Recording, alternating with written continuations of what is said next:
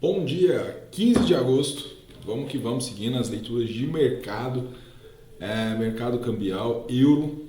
Mas antes da gente começar nossas leituras diárias, eu quero te pedir para você curtir o nosso conteúdo, se inscrever no canal e deixar um comentáriozinho. E para que isso serve? Para ajudar o algoritmo a entender que esse material ele é relevante, tá?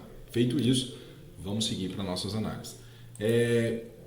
Euro dólar no semanal segue ali, ó, né, na briga do canal. Agora furou esse fundo e uma coisa que eu falo aqui todo dia, né, para quem já me assiste há mais tempo ou para quem está chegando agora. 90% dos rompimentos são falsos. Então, furar esse canal, o fundo do canal ainda não quer dizer nada para o euro, tá? É uma região defendida. Ali a gente tem uma média de 20, tem uma média de 50, mas embaixo um suportezinho aqui, né, bem interessante, que faz conjunto aqui com a média de 50, tá? Sempre vocês vão me ver fazer riscos grandes, regiões, porque não existe aquela linha, tá? Muita gente às vezes procura o preço exato ali, né? Aquela linhazinha, e não é por aí. É sempre uma região, tá? Então não é uma região perfeita, né? A não ser quando você traça ali o fibo, geralmente ele te dá alguns toques perfeitos. Mesmo assim, não é uma perfeição o que a gente está buscando aqui, até porque mercado do lado direito, você nunca sabe o que vai ocorrer. Olha só, esse canal do semanal no euro, ele vinha sendo carregado, tá? Desde que a gente traçou ele. Tentativa de rompimento na parte superior frustrada. Tentativa, fez o toque no fundo de canal, continuou dentro, só que aí depois ele vem e faz o toque nas médias maiores, devolve. E agora ele está num verdadeiro ponto estratégico, né? Porque se perder aí sim ele tem chances de primeiro fazer o toque nessa região de suporte para depois fazer o toque aqui nas 50. Tá? Eu não falo, vai vir aqui embaixo de novo. Não falo isso porque para cada etapa tem um passo, né? E não adianta a gente ir muito à frente, a gente tem que ir passo a passo no movimento do preço.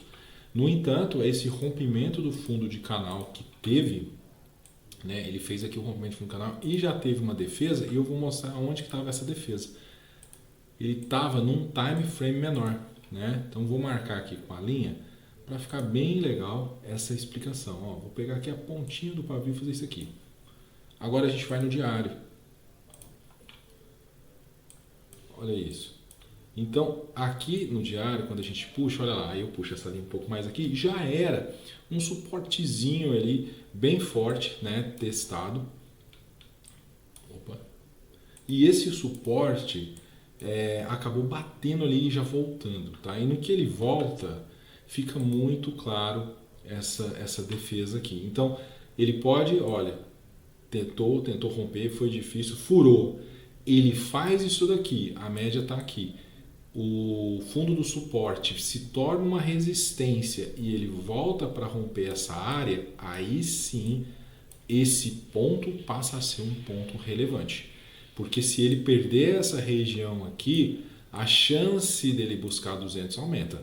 E aí quando ele buscar 200 aqui, ele vai estar com a proximidade da 400. Então esse seria o passo a passo de um movimento de preço padrão, né? Aquele movimentozinho de padrão. Lógico que a gente está falando em probabilidade. Essa probabilidade ocorrendo, vamos assistir o preço trazer um movimento de livro, vamos chamar assim, né? Um movimento de livro, onde que ele rompe, confirma, você pega confirmações de movimento e por aí vai, tá?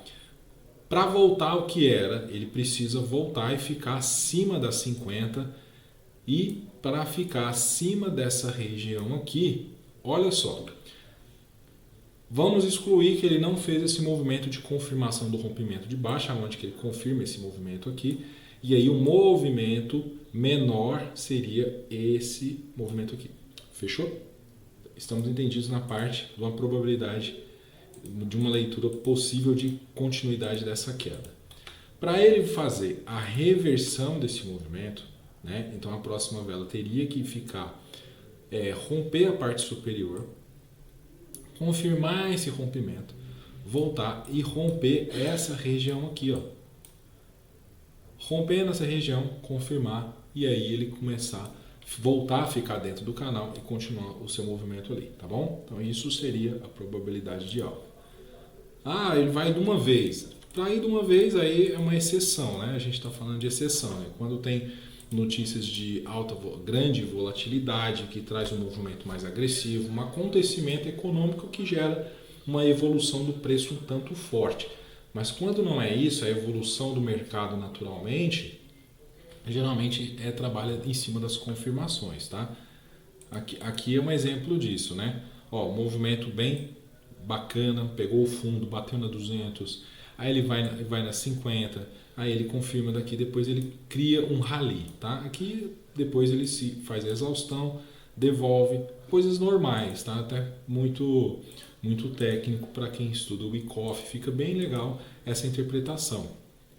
No entanto, quando analisamos da forma que pode vir hoje às 9h30, daqui a pouquinho, tá? 8h40 agora, daqui a pouquinho tem notícia, então a gente pode enxergar sim movimentos diferentes, que não são padrões, rompimentos que vai embora e deixa todo mundo para trás, aquela coisa. Então vamos ficar de olho, hoje é um dia importante para estar de olho em possíveis movimentos agressivos, né? No H1, o euro no H1 está aí, tendência de baixa, está tentando ficar por cima das 50. Nesse momento, a tendência das 50 é de baixa, não tenho o que falar. Ela pode vir a voltar, para isso o preço às vezes precisa trabalhar isso tudo que eu estou comentando, tá? Do contrário, se ele volta, a minha preocupação aqui do movimento de queda é só o tamanho dessa sombra, né? Tem uma sombrona aqui para o movimento continuar caindo. Falar assim, esse movimento aqui é um gatilho de venda, quando ele bate na 50 e volta, é um setupzinho, né? Vamos chamar assim, de venda, só que com a sombra muito grande, aí me gera um pouco de desconforto, né? O movimento ideal seria se ele perder isso daqui, porque essa sombra sendo muito grande, ele pode estar construindo padrão de reversão, de alta. Então, por quê? Ele faz fundos mais altos, e cada vez que ele faz um fundo mais alto, ele vai completando esse padrão de reversão, entendeu? Então, por isso que às vezes, quando eu vejo uma sombra, né? A sombra, o que é essa sombra? É quando você olha o teu gatilho de uma possível entrada e para trás ali ele deixou um registro muito grande de briga de preço ao contrário. Então, pode ser que não seja uma boa, né? Seguindo, vamos lá para o JAPA, o USD-JPY, tá polêmico esses dias, né? Tá polêmico. Eu vou puxar aqui para o semanal para a gente ter aquela leitura bacana. Tá ali com a seta gigante, né? Que era em cima da defesa desse preço no 145. Inclusive foi notícia, tá? Deixa eu ver aqui. Foi notícia, inclusive, sobre isso, né? Eu achei aqui essa aqui foi a notícia da Reuters de ontem, aonde que ele fala, né, que o mercado japonês fez intervenção do câmbio em setembro passado aqui, quando ele ultrapassou esse 145, levando o Ministério das Finanças a comprar o iene e empurrar o par de volta a 140, né? Ele fez cair aí 10%. Então, é uma expectativa do mercado essa região, entendeu? E qual que é a expectativa do mercado? Que o mercado japonês, o Ministério das Finanças, o Banco Central japonês não deixe o preço estar ultrapassando essa região, né? Porque o detalhe fica em cima do comportamento que o Ministério tem em relação ao tratamento da inflação lá, né? Ele não aumentou a taxa de juros, na verdade, colocou dinheiro para os bancos aumentar os empréstimos, e esse controle de inflação é um pouco diferente do que estamos acostumados no assunto controle de inflação. Então, pode ser que o mercado não está reagindo legal a isso, entre outras formas de fazer esse preço estar do jeito que está. Também vem a economia da China, também vem a economia americana, isso tudo influencia. Então, o iene está bem apertado aí para o lado da economia japonesa, 145 e 500, né? Ele tentou até ultrapassar esse preço já nessa madrugada, chegou ali a 35.800, quase 145, perdão, chegou a quase 145.900, se não me engano, 145.914.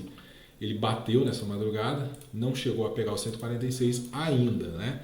No entanto, a gente tem notícias hoje e vamos ver como os relatórios vão trazer essa interferência, né? Até aqui a gente tem isso, 9h30, tá? 9h30 que a gente tem notícia, tá bom? Então daqui a pouquinho. Olha só, quando eu trago essa leitura do semanal para o diário, né, ele está bem longe já das 50, está aparentando o movimento de exaustão nessa vela do diário, nessa virada do mercado que teve, tá? E esse preço pode às vezes fazer algum tipo de teste aqui, mas quando a gente vê os comportamentos de vela, né, a gente vê muita força compradora segurando esse preço. Olha o tamanho desses pavio por mais, então muita briga. Se começarmos a ver esse padrão contrário, onde que existe uma força vendedora, ele pode começar a dar pequenos sinais de reversão para esse movimento que aconteceu nos últimos dias, tá? E principalmente, se o movimento for muito agressivo, pode acontecer o que aconteceu aqui, que aqui foi quando o governo fez uma intervenção, né? Ele colocou ienes no mercado para dar uma acalmada ali nos ânimos, né? E aí fez com que o preço chegasse ali no 137. Vamos ver se isso vai ocorrer, tá todo mundo de olho. O que me preocupa, inclusive, é quando todo mundo espera uma coisa, tá? Quando o mercado fica muito tendencioso antes de acontecer, repara isso. Vamos dar o exemplo do Brasil, né? Taxa Selic cortado 0,50. Qual que é a expectativa no outro dia? Bolsa disparar, dólar cair, o dólar é R$4, aquela coisa. E o que aconteceu? Queda atrás de queda. Então, quando o mercado, todo mundo espera a mesma coisa, a probabilidade ao contrário é maior, tá? Quem tem o dinheiro é os grandes, né? Então, fica até fácil de operar dessa forma, né? Todo mundo tá com uma expectativa, é óbvio, né? Então, essa expectativa exagerada em cima do iene, onde que ele vai ter uma intervenção do Ministério das Finanças ali naquela região, não sabemos. É uma notícia divulgada pelo próprio, tá? Que é pelo próprio presidente do Banco Central. De lá, falou isso numa reunião europeia. Então, quando ele falou isso da outra vez, realmente de fato aconteceu. Então, o Japão tem um grande cuidado aqui nessa região para não deixar o preço ultrapassar e pegar topo histórico novamente, né? Olha aqui o topo histórico dele, está aqui em cima no 152, né? Então tá ali no 152, topo histórico. Isso aqui não é bacana para o iene, tá bom?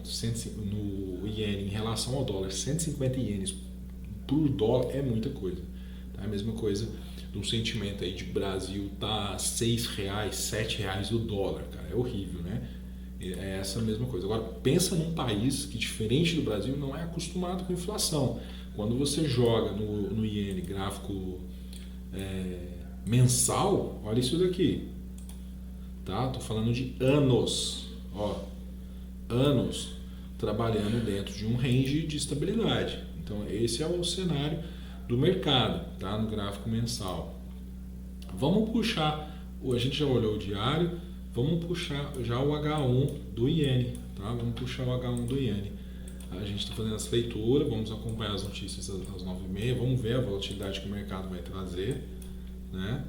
Já tá um pouquinho afastado aqui da média de 50, tá fazendo muito esses movimentos de uma espécie de power breakout, onde que ele fica de lado, próximo à média de 50, né? Estoura, né? Mas a gente está vendo também, junto aos outros indicadores, as divergências, né? Se você utilizar o RSI, o MACD, eu gosto muito do TRIX, eles acabam apontando muito esse fator, né? de relação de divergência com o movimento do preço, tá? Então, esse é um fator interessante de ser observado. Vamos lá. GBP, o nosso GIBA, né? O GBP USD, tá? A gente está aqui no semanal, vamos lá. Tem alguns alarmes aqui. Esses alarmes aqui eu tinha deixado marcado só por causa dessa região, tá vendo? É uma região bem defendida, estressada. Vou tirar elas aqui para melhorar a nossa leitura. Assim como eu, fundo de canal, tá? Com regiões de interesse absurdas aqui, ó, tá vendo? Então ele tem esse interesse de defesa, não quer dizer que não vá romper e tal, mas ele está se mostrando um padrão bem interessante. Lembra do que eu falo aqui praticamente todos os dias. 90% dos rompimentos são falsos, né? Então, às vezes você vê, pô, vai ter um rompimento de fundo de canal. Espera ele acontecer, porque ele pode frustrar, né? E a gente, por enquanto, por enquanto, nesse movimento aqui do Giba, não temos nada, tá? Não temos nada. Ele ainda está ali na tentativa, não confirmou. No semanal tá esse cenário. Agora, quando eu faço uma lupa em cima desse movimento do diário, olha que interessante, né? Ele está debaixo das 50, mas a 50 ainda ela é o quê? Ascendente, tá? Então ele ainda não confirmou a reversão desse movimento no diário. Ele ainda está defendido aqui. Pode ser que perca aqui? Pode. Olha aqui, que doideira, né? Olha que defesa bonita. Olha o casamento, fundo de canal, toda aquela coisa. Mas a 50 tá ascendente ainda. O preço está debaixo das 50. Ele pode ganhar força se o preço voltar a ficar acima das 50. Por enquanto, esse seria o próximo passo para a briga desse preço. Agora, vamos lá desenhar. Cenário de reversão, né? Temos aqui um fundinho duplo no diário. Se ele volta e ficar acima disso aqui, o preço ganha o retorno para dentro do canal. Só isso, tá? Ele se mantém a tendência anterior que ele já estava praticando, né? Só teve ali um pequeno movimento atrás. Agora, vale observar isso daqui. Se ele furou a 50, voltou, confirmou, tá tentando. E caso ele volte nas 50 e volta aqui de novo, a nossa atenção passa a ser aqui. Porque se esse ponto aqui ele perder, depois ele confirmar e voltar, aí sim ele construiu um padrão de continuidade dessa queda aí, tá? Inclusive, eu ficaria de olho, caso ele volte acima, deixa eu apagar para não ficar confuso o excesso de risco, mas eu ficaria de olho em cima disso daqui, ó. Tá vendo esse topo? Caso ele voltar aqui em cima e ele não superar essa região e voltar, ele vai fazer o que para nós?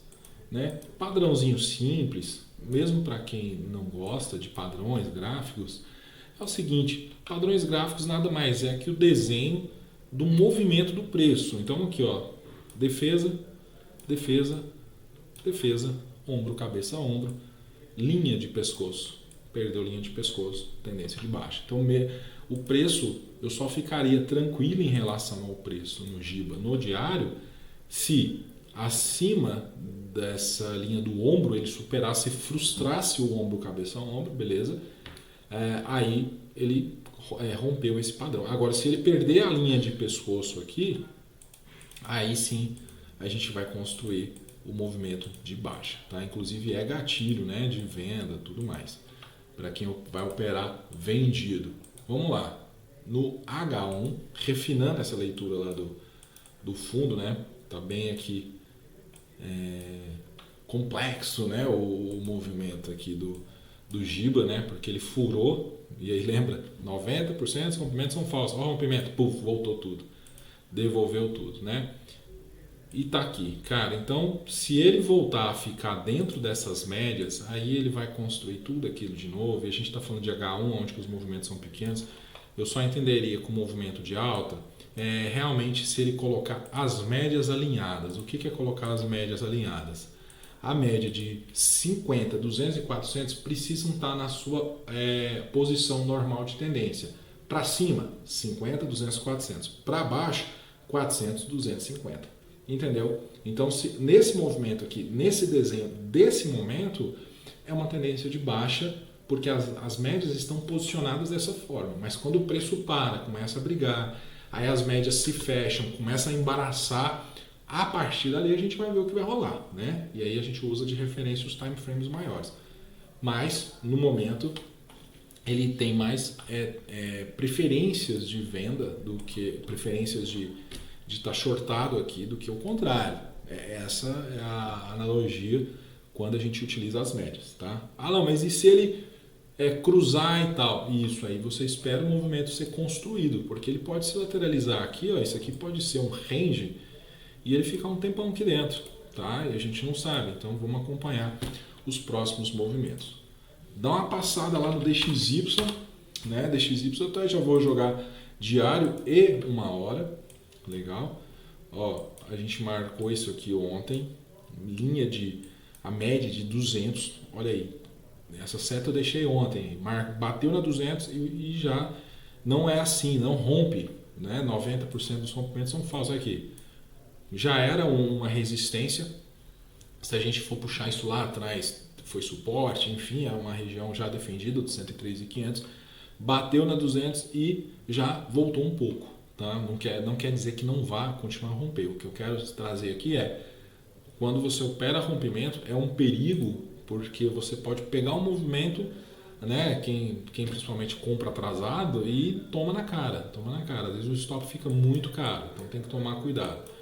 Quando eu trago essa leitura aqui para o H1, olha que interessante. O H1, média de 50, tá ok? Tá vendo esse range aqui que eu vim marcando? Vermelho, azul, depois fiz mais 6. Então, aqui era um range que ele estava parado. Peraí, vamos lá. Olha como ele respeitou as médias, né? Vou trazer aqui, ó. Olha como ele respeitou. Então, ele ficou dentro desse range, ficou aqui na média, teve notícia, blá, voltou. Mas quem segurou? 200. Foi construindo devagar, voltou para range, voltou. Né? Quem segurou ali, região próxima a 400, mas é porque, ó, quando a gente olha de trás aqui, já tinha uma regiãozinha também. Sempre casando suportes e resistências fixas com o suporte e resistência das médias móveis, tá? Um casamento. Olha isso. O preço vai e sobe. Tá? Então, aqui, aí sim, ele cria um canalzinho de alta, né? Só que esse canal de alta, ele respeitou bastante o rangezinho, né? O rangezinho foi testado, olha isso. O rangezinho rompeu, né? Ó, bateu, não foi de cara, voltou na 50, rompeu, né? Testou, ó, e está agora aqui na média de 50. Por enquanto o DXY está no movimento comprador no H1, tá? O H1 não é a nossa bússola, né? A nossa bússola é o diário ou semanal. Mas tá isso daí. Então ele pode devolver, teve movimentos muito grandes. Agora também a gente tem essa notícia do 9,6 que pode trazer, né, algum tipo de movimento mais agressivo para o DXY, tá ok? Então, para mercado de câmbio é isso. Vamos dar uma olhadinha nas nossas commodities. Vamos lá no milho. Então, ok, milho muito esticadão, né, da média no H1, mas espera aí, deixa eu puxar leitura do semanal, né, tá naquela região, tá querendo continuar, buscar ali o fundinho para fazer o teste, então a gente tem testes aqui nessa região dos 52,5, 52, bem defendido, né? Deixa eu pegar aqui um ponto mais estratégico para a gente ver, ó. Então quer dizer que ó, 52 e 50, 51 e 50, hein? Bem defendido essa região, mas ele vem insistentemente querendo romper. Agora, tá esticado da 50 um absurdo, tá? Tá muito longe, tá? No entanto, a volta dele tá complicada. Ele tá se defendendo aqui, tá fazendo o possível, mas para ele se defender real mesmo, por isso voltar à média, ele precisa superar aqui os 59, os 60 praticamente, ele precisa superar o preço de 60 para que ele volte lá na média de 50. Ou a gente vai assistir o preço ficar aqui por muito tempo esperando essa média chegar. Tá? Esperando essa média chegar, que seria mais ou menos esse desenho que eu fiz aqui. Então vamos acompanhar, né? O milho no semanal não está no seu cenário bonito aí para pensar, né, numa venda. No diário, né, a média de 50 está flat. Esse padrão aqui é um padrão que eu não faço nada, né? O padrão que geralmente pode estar rolando uma acumulação de contrato, que com certeza pode sim, tá? Pode estar rolando uma acumulação de contrato e a gente vê o preço tomar uma nova direção após esse movimento. Uma certeza a gente tem, toda vez que o preço ficar assim, ele vai estourar para algum lugar, tá? Não vai ficar assim para sempre. Pronto. Agora aqui no H1 é só para questão de gatilho, eu prefiro olhar os commodities no diário, no semanal, mas só para a gente ter aqui uma noção, né, dos gatilhos aqui. Então aqui, ó, de novo, ó, quando eu olho aqui para trás, ó, regiões que ele testou e voltou, são várias. E ele está voltando de novo e está longe da média. Então, muito provável que ele pode chegar perto dessa região aqui e acabar devolvendo alguma coisa, tá? Vamos dar um pulinho lá na soja. Deixa eu puxar, vamos lá, rapidinho, semanal. Semanal. Olha aqui, né? Suportezinho no semanal, junto com suporte fixo com suporte de média móvel, tá? Aí ficou forte, Eu uso essa referência para que você entenda que essa região tem um interesse de defesa do preço, ou seja, o mercado tem interesse que esse preço não caia, e para isso cair, a briga ali de pressão tem que ser maior do que a defesa, né? Então o ataque, vamos falar assim, o ataque de cima para baixo tem que ser muito maior para vencer. E aí quando você olha o histórico, né, baseado nos acontecimentos, o que a gente enxerga aqui? Ó, uma defesa dos compradores é bem maior. Não quer dizer que não possa ser vencida, mas que para vencer, aí você fala, caramba, vai ter que ter lote para caramba, ou um acontecimento. Agora, qual que é um padrão que a gente vale a pena dar atenção aqui, tá? Ó, a sequência de topos mais baixos, tá? Quando ele cria essa linha horizontal, começa a aumentar a probabilidade de rompimento da linha horizontal. Ou seja, ele não consegue construir novos topos, né? Os compradores não conseguem fazer novos topos, preços mais altos, e os fundos não são ascendentes.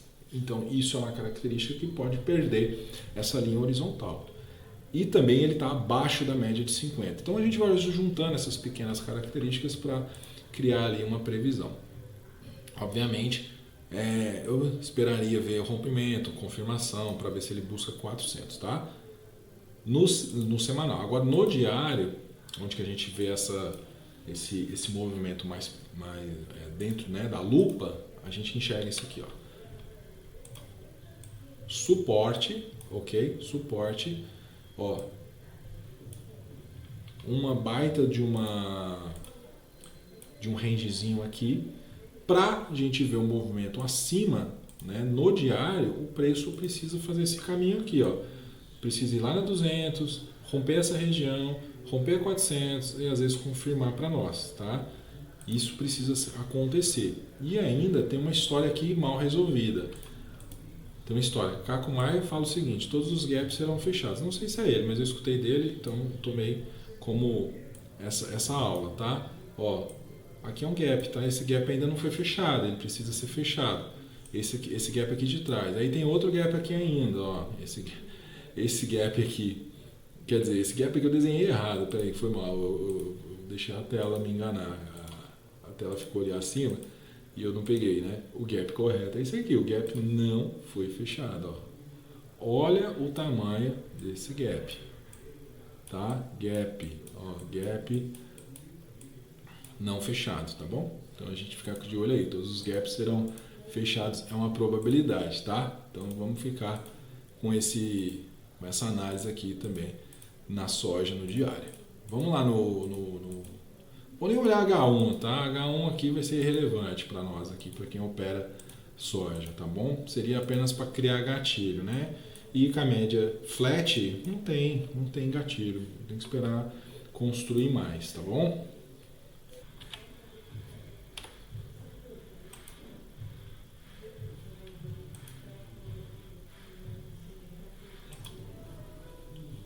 Ó, boi gordo semanal, né? Olha lá, mesma coisa da soja, gapzão danado. No semanal tá esticadaço, né? Tá, olha aqui, tá batendo aqui fundo com essa média. Vamos ver o que vai ocorrer, mas está muito esticado no semanal. Quando eu trago isso aqui para o diário, né? Mesma coisa, muito esticado, muito esticado, né? Tem muitos gaps aqui. Mas o principal eu traria para esse gapzinho aqui, que aí ele volta para fechar, ele já vai estar de encontro com a 50. É um padrão mais, um pouco mais correto, né? Assim, respeitando a análise técnica. Mas, todavia, o preço aqui está muito esticado, está sendo praticado agora a 217,95.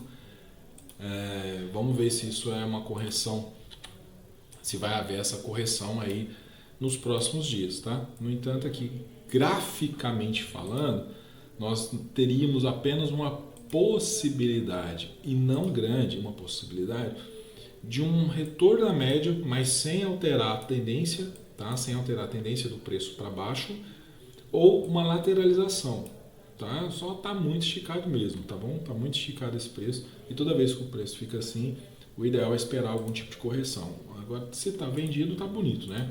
Já vale a pena fazer parcial aí nesse contrato. Legal, pessoal? Então 9h05, vou terminar aqui que daqui a pouco tem notícia, vamos acompanhar o mercado.